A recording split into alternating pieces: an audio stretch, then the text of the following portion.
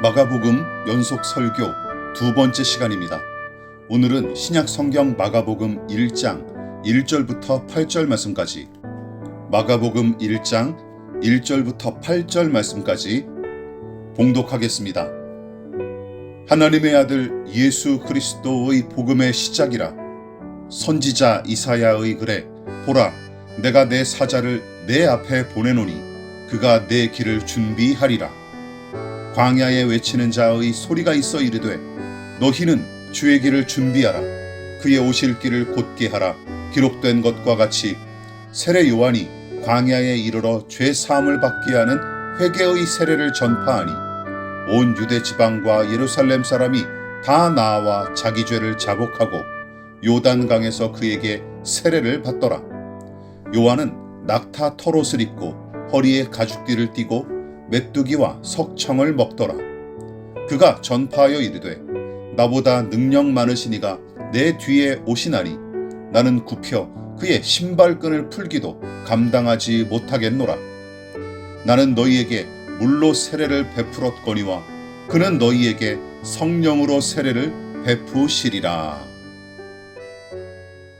오늘은 마가복음 연속 설교 두 번째 시간으로서 그가 내 길을 준비하리라 라는 제목으로 함께 말씀의 은혜를 나누도록 하겠습니다.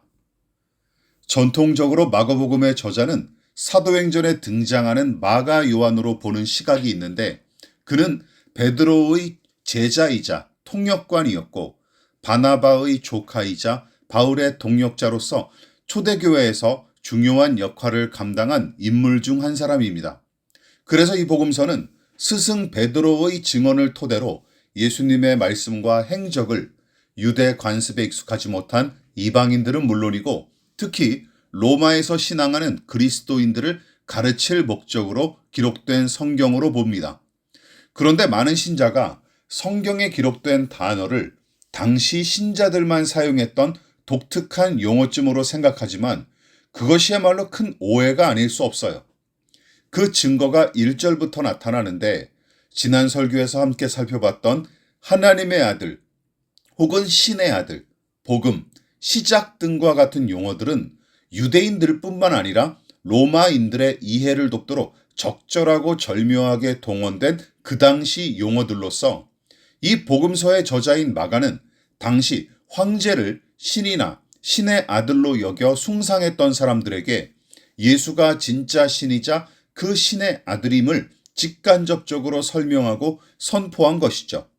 다시 말해 로마의 황제는 신이나 신의 아들이 아닌 한 인간에 불과하고 오로지 섬겨야 할 신은 예수밖에 없다고 선언하고 있을 뿐만 아니라 로마의 황제와 제국을 섬김으로 얻는 혜택을 구원으로 여기는 사람들에게 그것은 가짜 구원일 뿐이다 하고 폭로한 것이죠. 그뿐만이 아닙니다. 마가는 황제와 관련된 소식과 그 명령을 복음으로 믿었던 당시 사람들에게 진짜 복음은 예수와 그분의 말씀이다 하고 선포하면서 이 복음서의 포문을 엽니다. 그래서 어떤 사람들은 1절을 진정한 신의 아들이자 왕이신 예수 그리스도, 그 권위와 권세의 시작으로 의역하기도 합니다. 또한 마가복음이 다른 공관 복음서와 다른 특징 중 하나는 예수님의 탄생을 먼저 기록하지 않고 그분의 공생애부터 단도직입적으로 시작한 점이죠. 그래서 2절부터는 공생애 사역을 시작하신 예수께서 세례자 요한과 만나는 장면으로 곧장 이어집니다. 그런데 세례자 요한을 만나 세례를 받으신 예수님의 이야기는 사복음서 전체에 등장할 만큼 매우 중요하게 다뤄야 할 부분으로서 예수가 하나님의 아들이자 그리스도이심을 주장함과 동시에 그분에 관한 소식이야말로 진정한 복음임을 대담하게 선포했던 마가는 구약시대의 선지자들의 예언을 인용하여 메시아의 오실 길을 준비하기 위해 하나님께서 세우신 종이 세례자 요한이다 하고 지적합니다.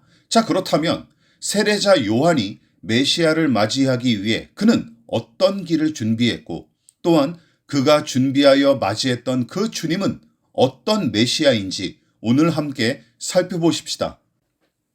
첫째, 심판하고 구원하실 주님, 능력으로 오실 길을 준비하는 그분의 종에 관해서 살펴보십시다. 여러분, 세례자 요한은 뜬금없이 등장한 인물이 아니에요. 모든 복음서가 세례자 요한을 예언자들이 미리 예언했던 인물로서 언급하는데 마가복음도 마찬가지입니다.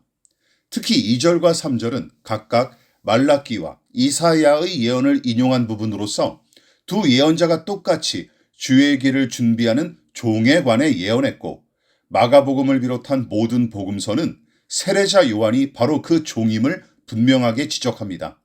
그런데 마가가 인용한 이사야와 말라기의 주의 길을 준비하는 종은 그 정체가 조금씩 달라요. 자, 먼저 2절에서 인용한 말라기 선지자의 예언을 살펴보십시다. 말라기 2장 17절부터 3장 1절입니다. 너희가 말로 여호와를 괴롭게 하고도 이르기를 우리가 어떻게 여호와를 괴롭혀 드렸나이까 하는도다. 이는 너희가 말하기를 모든 악을 행하는 자는 여호와의 눈에 좋게 보이며 그에게 기쁨이 된다 하며 또 말하기를 정의의 하나님이 어디 계시냐 함이니라. 만군의 여호와가 이르노라. 보라, 내가 내 사자를 보내리니 그가 내 앞에서 길을 준비할 것이요 또 너희가 구하는 바 주가 갑자기 그의 성전에 임하시리니 곧 너희가 사모하는 바 언약의 사자가 임하실 것이라. 그가 임하시는 날을 누가 능히 당하며 그가 나타나는 때에 누가 능히 서리요. 말라기 선지자는 그가 내 앞에서 길을 준비할 것으로 예언했는데, 그가 언급한 그는 어떤 사람들에게 나타나고 누구의 길을 준비하는 사람일까요? 이 예언은 악을 행하여 하나님을 괴롭히는 자들과 하나님의 존재 자체를 부정하는 자들에게 하나님께서 그 종을 보내시고 더불어 언약의 사자가 그 불안당들 앞에 큰 권능으로 임하신다 하고 경고합니다. 즉 메시아는 더럽고 망가진 것을 심판하고 회복하는 큰 권능을 지닌 언약의 사자로서 오신다는 말씀이죠.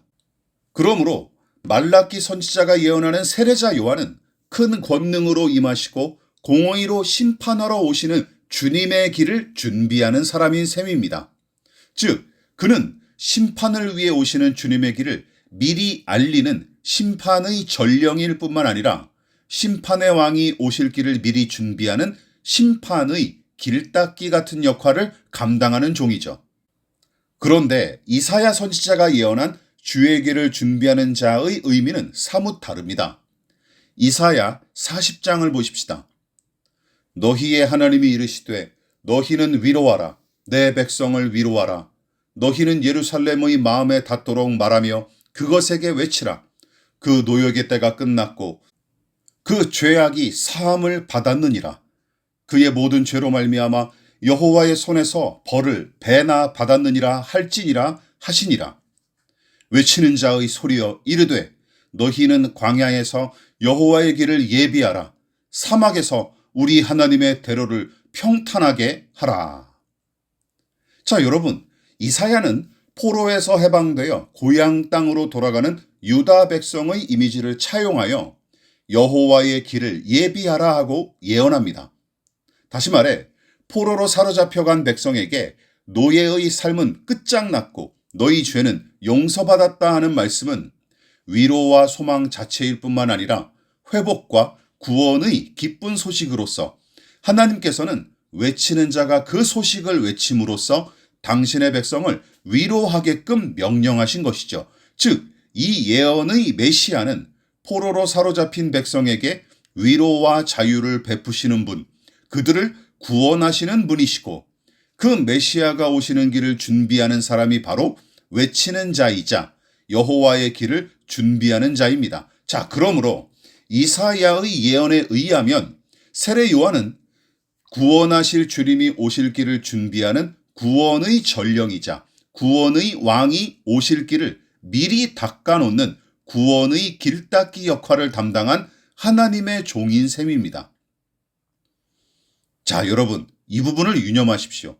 마가복음은 서두부터 두 선지자의 예언을 인용함으로써 하나님의 아들 예수 그리스도께서 심판과 구원의 주님으로 임하셨다고 선포했는데 그것은 당시에 이중 삼중의 박해를 당하고 있었던 신자들에게 우선 필요한 메시지로서 저자인 마가는 이 메시지를 통해 그들의 믿음을 격려하고 싶었던 것이죠. 자, 어쨌든 이사야와 말라기의 예언에 등장하는 주의 길을 준비하는 자는 하나님께서 심판과 구원으로 오시는 메시아의 길을 준비하기 위해 세운 사람이죠. 따라서 진짜 왕이 심판과 구원의 일을 성취하기 위해 오시는 분이라면 하나님의 종은 그 일의 성취를 위한 길을 미리 준비해 놔야 마땅합니다. 물론 임금이나 대통령이 휴가차 방문한 곳에 상소문과 업무 서류만 잔뜩 올려놓고 다 준비됐습니다 하면 당장 쫓겨나거나 목이 달아날 수도 있을 테죠. 그러나 주의 길을 준비하기 위해 부름을 받은 종인 세례자 요한은 선지자들의 예언대로 세상을 심판하고 구원하러 오실 예수님의 길을 준비하기 위해 부름을 받았는데 그가 외치는 자의 소리로서 죄의 용서를 받게 하는 회개의 세례를 전파하고 선포한 것은 그냥 우연이 된 일이 아닙니다. 여기서 왕의 행차길을 상정해 보십시오. 신하가 왕의 행차를 위해 왕이 납신다, 모두 엎드려 절하라 하고 외치면 대개는 두 부류의 사람으로 나뉘기 마련 아닙니까? 그 외침을 듣고 엎드려 왕에게 공경하는 마음을 표하는 사람이 있을 테지만 다른 한편으로는 왕의 권위를 무시하기에 고개를 빳빳이 쳐들고 노려보는 사람도 있을 테죠. 따라서 세례 요한이 회개하라 하고 외친 것은 구원과 심판을 위해 오시는 주님의 길을 준비하기에 딱 맞는 메시지임이 틀림없습니다. 무엇보다 마가가 세례 요한을 가리키는 예언을 서두부터 인용한 이유는 예수가 죄인을 심판하고 구원하실 만한 자격과 능력이 충분한 분이심을 가르치기 위해서죠. 7절에서 세례자 요한이 예수님을 가리켜 나보다 능력이 많으신 이로 부름과 동시에 나는 그의 신발끈을 푸는 일도 감당할 자격이 없는 사람으로 소개한 말씀을 보십시오. 실제로 세례자 요한은 예수가 인간을 공의로 판단하고 사랑으로 구원하는 분, 그들의 운명을 결정짓는 권한을 가진 분으로 믿었기에 자신을 가리켜 그분의 종노릇하기도 과분하다 하고 고백할 수밖에 없었습니다. 자, 여러분, 이처럼 기독교 신앙은 예수가 마귀와 죄인과 세상을 심판하실 권한과 자격과 능력을 소유한 분으로 믿고 경배하는 것입니다.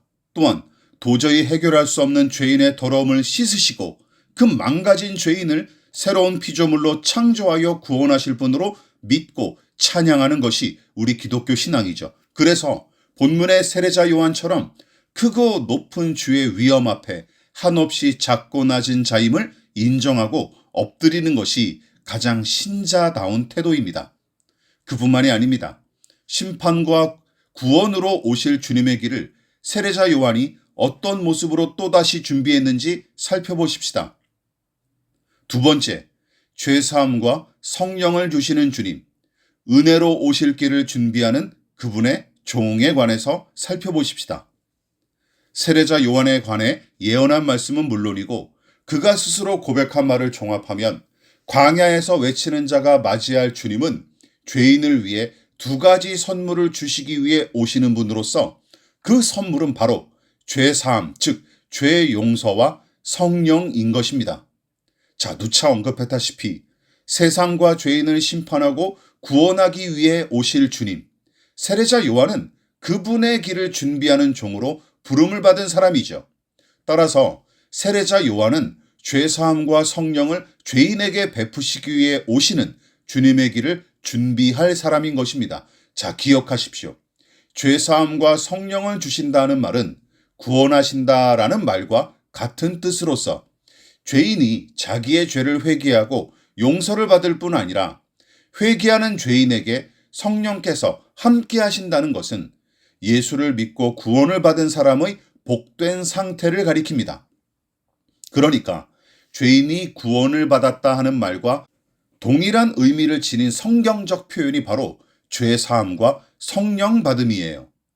무엇보다 성령께서 믿음의 사람과 함께 하신다 하는 은혜는 신자에게 주어지는 놀라운 하늘의 복과 특권이고, 더 나아가 그가 하나님의 사람임을 나타내는 강력한 증거 중 하나입니다. 사도 바울이 로마서 8장을 통해 선포한 말씀을 보십시다. 로마서 8장 9절입니다. 만일 너희 속에 하나님의 영이 거하시면 너희가 육신에 있지 아니하고 영에 있나니 누구든지 그리스도의 영이 없으면 하나님의 사람이 아니라. 유념하십시다. 나는 예수를 믿는다 하는 고백이 진실하다면 반드시 성령께서 내 안에 계신다는 고백도 따라오기 마련입니다. 다시 말해 예수 믿음과 성령의 함께 하심은 같이 이루어지는 일로서 이것은 따로 떼어놓고 절대로 생각할 수 없는 영적 원리입니다. 마치 살아있다는 말과 심장이 뛴다 하는 말을 따로 떼어놓을 수 없는 것과 같은 이치죠. 그러나 주의하십시오. 죄사함을 베푸는 당사자는 세례자 요한이 아닙니다. 그는 죄사함을 받게 하는 회개의 세례를 전파하는 사람일 뿐, 죄인의 죄를 용서하고 그 죄를 씻을 자격이나 능력이 전혀 없는 그저 하나님의 사명을 충실히 감당하는 그분의 종에 불과합니다. 그래서 베드로 사도도 똑같이 가르쳤죠. 사도행전 2장 38절을 보십시오. 베드로가 이르되 너희가 회개하여 각각 예수 그리스도의 이름으로 세례를 받고 죄 사함을 받으라. 그리하면 성령의 선물을 받으리니. 기억하십시오. 죄인의 죄를 용서하고 씻으실 분은 오직 하나님과 그 아들 뿐이십니다. 그리고 그 죄인에게 하나님의 영이신 성령으로 세례를 베풀고 새 사람으로 거듭나게 하실 이도 오직 성부와 성자뿐이십니다. 자, 이처럼 마가는 스승 베드로의 가르침은 물론이고 예수 그리스도의 복음을 깊이 이해하고 충실히 따랐던 제자였던 게 틀림없어요. 이쯤에서 다시금 생각해 보십시다. 죄인을 구원하기 위해 오시는 왕은 어떤 선물을 주기 위해 이 땅에 오셨습니까? 누차 언급했다시피 죄 용서와 성령입니다. 하나님을 반역하고 창조의 본분을 저버린 채 타락한 인간, 죄악에 사로잡혀 창조의 생기를 잃은 채 사망의 그늘 가운데 놓인 비참한 죄인. 여러분, 예수님은 그 죄인들을 구원하시기 위해 오셨고 그 구원의 왕은 죄사함과 성령을 베풀기 위해 오셨습니다. 자, 이 부분이 우리가 중요하게 다뤄야 할 내용입니다. 기억하십시오. 이제 행차하실 왕은 인간의 죄를 용서하시고 성령으로 세례를 베푸실 분이십니다. 이것이 주께서 오시는 이유이기 때문에 주의 길을 준비하는 자가 미리 준비할 일은 바로 모든 사람이 죄사함과 성령을 받도록 돕는 것이죠.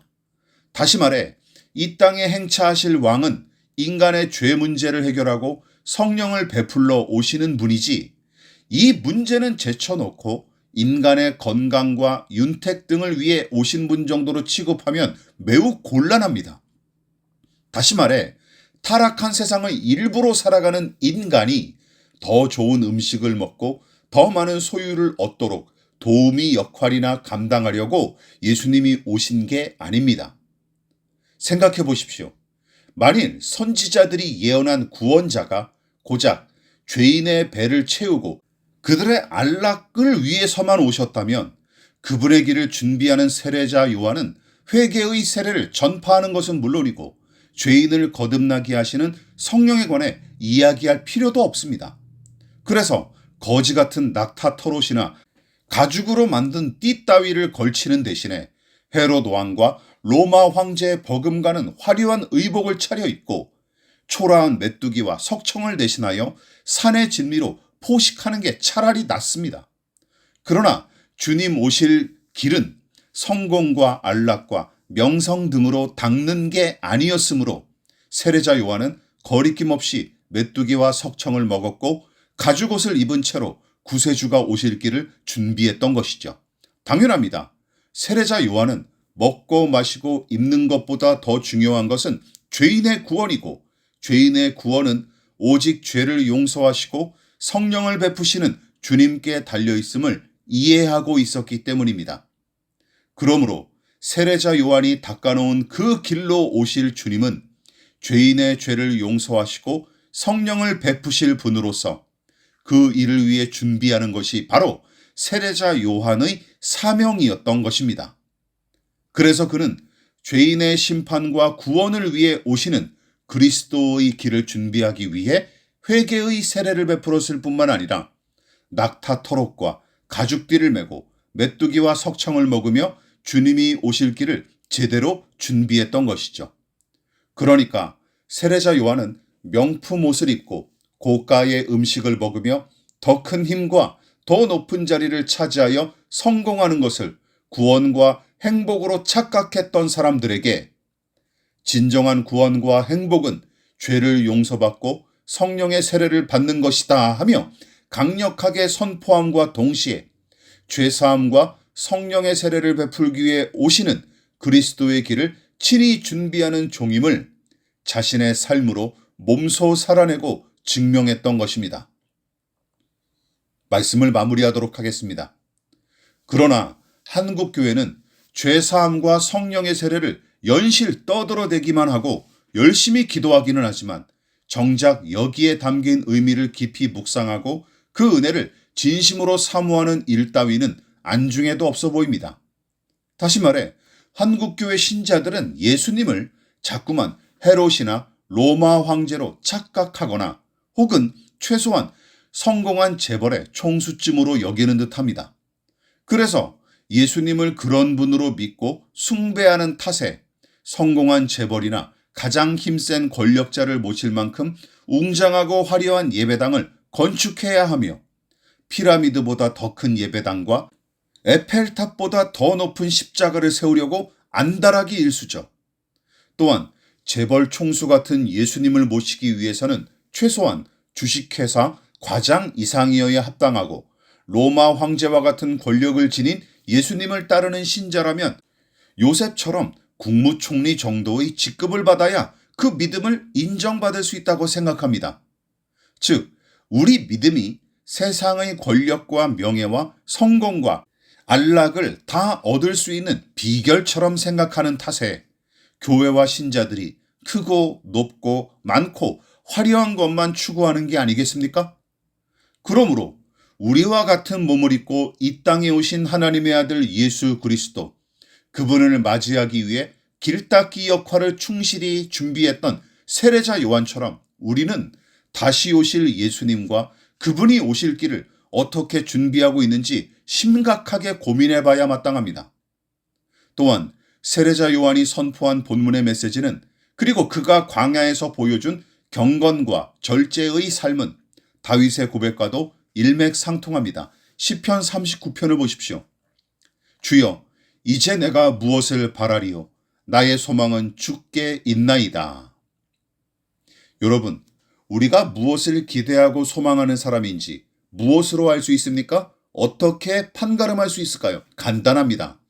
우리가 평소에 내뱉는 말을 통해서도 알 수 있지만 그보다 더 확실한 증거는 우리가 무엇을 추구하고 소망하는지, 또한 우리가 시간과 물질과 정력을 주로 쏟아붓는 일이 무엇인지 살펴보면 더더욱 분명하게 드러나죠.